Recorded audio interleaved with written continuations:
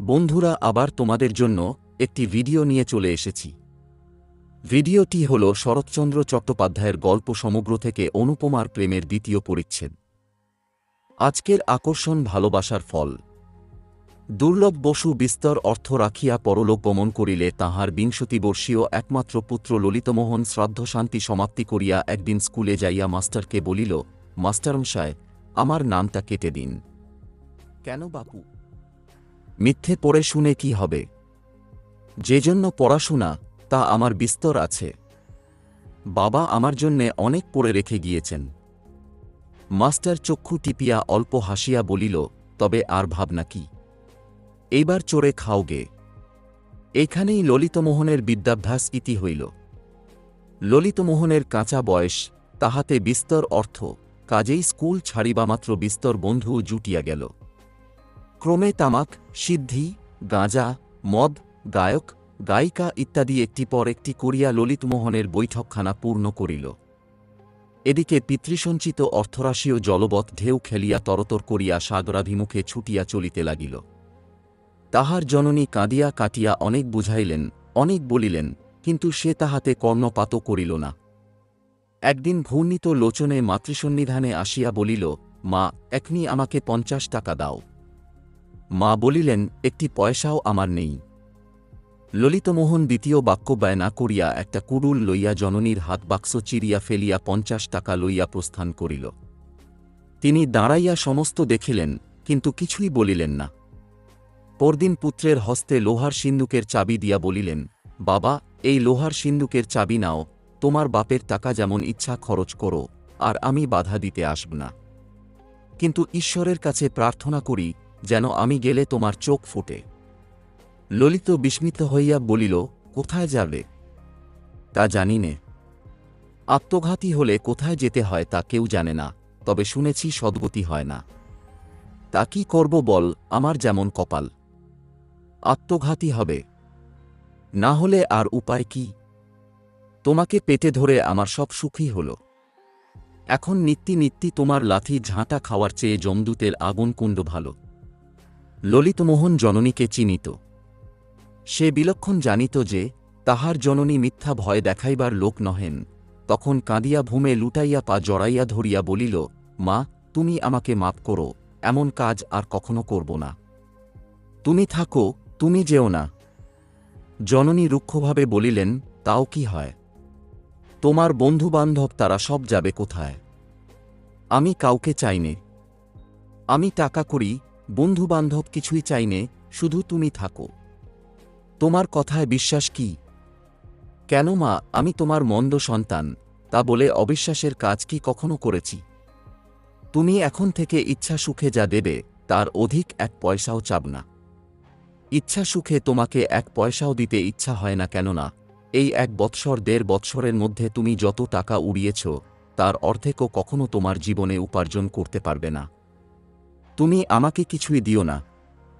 জননী কোমল হইলেন না, অতটা তোমার সবে না, আমিও তা ইচ্ছে করিনে। মাসে ১০০ টাকা পেলে তোমার চলবে কি? স্বচ্ছন্দে। তবে তাই হোক। ২-১ দিনের মধ্যেই তার বন্ধুবান্ধবেরা একে একে সরিয়া পড়িতে লাগিল। ললিতমোহন ২-১ জনের বাটিতে ডাকিতে গেল। কেহ বলিল, কাল যাব, কেহ বলিল, আজ কাজ আছে। ফল তো কেহই আর আসিল না। এখন সে সম্পূর্ণ একা। একা মদ খায়, একা ঘুরিয়া বেড়ায়। একবার মনে করিল আর মদ খাইবে না, কিন্তু সময় কিরূপে কাটিবে? কাজেই মদ ছাড়া হইল না।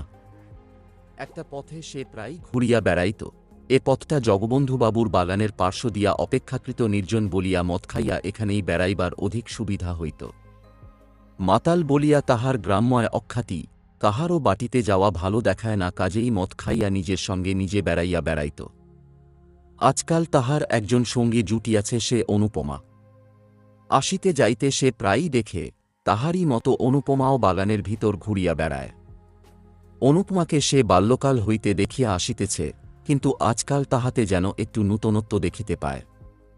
জগবন্ধুবাবুর বাগানের প্রাচীরের এক অংশ ভগ্ন ছিল, সেইখানে একটা গাছের পাশে দাঁড়াইয়া দেখে অনুপমা উদ্যানময় ঘুরিয়া বেড়াইতেছে, কখনো বা তরুতলে বসিয়া মালা গাঁথিতেছে, কখনো বা ফুল তুলিতেছে, এক সময় বা সর্ষির জলে পদদ্বয় ডুবাইয়া বালিকা সুলভ ক্রীড়া করিতেছে।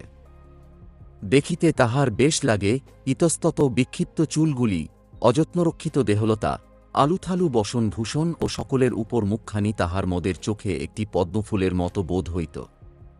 মাঝে মাঝে তাহার মনে হয় জগতে সে অনুপমাকে সর্বাপেক্ষা অধিক ভালোবাসে। রাত্রি হইলে বাড়িতে গিয়া শয়ন করে যতক্ষণ নিদ্রা না হয় ততক্ষণ অনুপমার মুখই মনে পড়ে।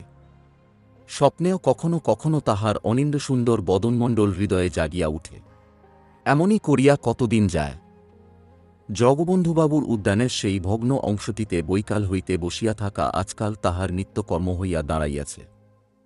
সে বালক নহে, অল্পদিনেই বুঝিতে পারিল যে অনুপমাকে বাস্তবিকই অতিশয় অধিক রকম ভালোবাসিয়া ফেলিয়াছে, কিন্তু এরূপ ভালোবাসায় লাভ নাই সে জানিত। সে মাতাল, সে অপদার্থ মূর্খ, সে সকলের ঘৃণিত জীব অনুপমার কিছুতেই যোগ্য পাত্র নহে। শত চেষ্টাতেও তাহাকে পাওয়া সম্ভব নয়, তবে আর এমন করিয়া মন খারাপ করিয়া লাভ কি?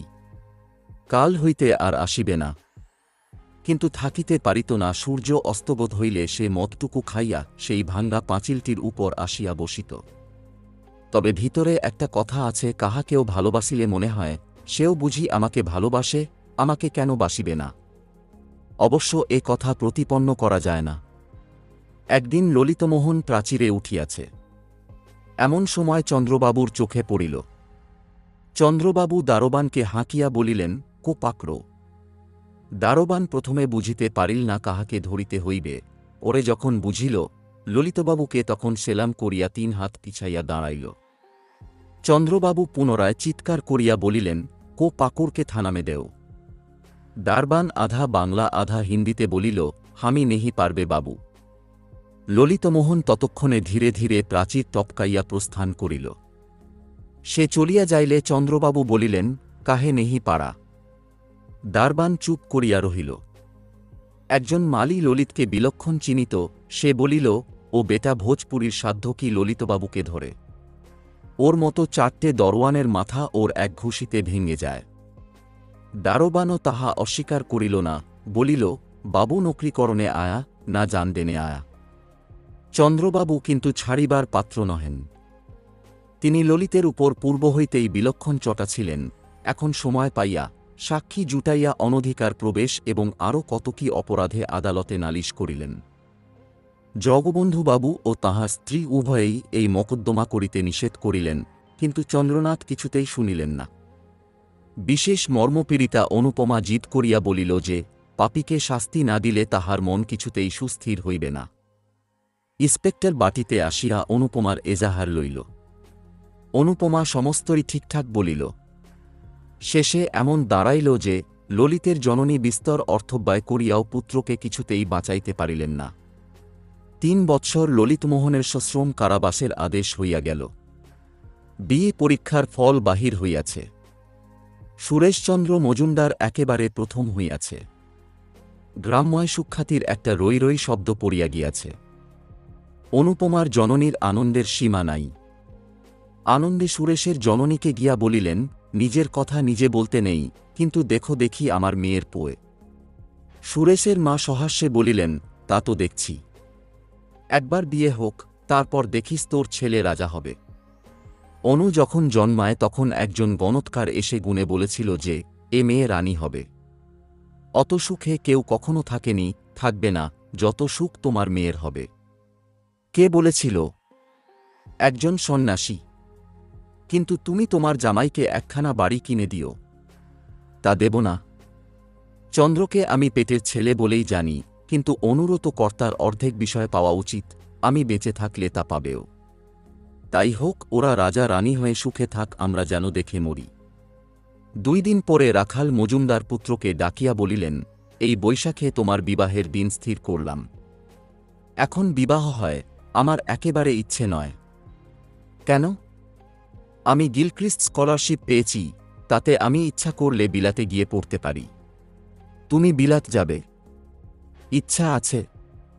পড়ে পড়ে তোমার মাথা খারাপ হয়ে গিয়েছে। অমন কথা আর মুখে এনো না। বিনা পয়সায় যখন এ সুবিধা পেয়েছি, তখন দোষ কি? রাখালবাবু এ কথায় একেবারে অগ্নিশর্মা হইয়া উঠিলেন। নাস্তিক বেটা, দোষ কি? পরের পয়সায় যদি বিষ পাওয়া যায় তো কি খেতে হবে? সে কথায় এ কথায় অনেক প্রভেদ। প্রভেদ আর কোথায়? একদিকে জাত খোয়ান, শ্লেচ্ছ হওয়া, আর অপরদিকে বিষভোজন, ঠিক এক নয় কি?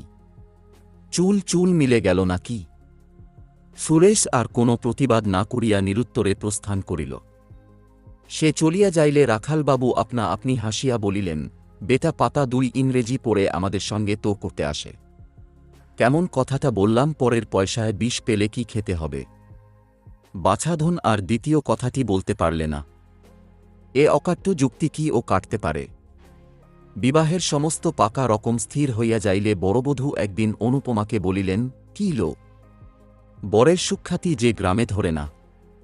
অনুপমা মৃদু হাসিয়া বলিল, যার সতীসাধ্যী স্ত্রী, জগতে তার সকল সুখের পথেই উন্মুক্ত থাকে। আজকে আমাদের অনুপমার প্রেমের 2য় পরিচ্ছেদটি শেষ হল।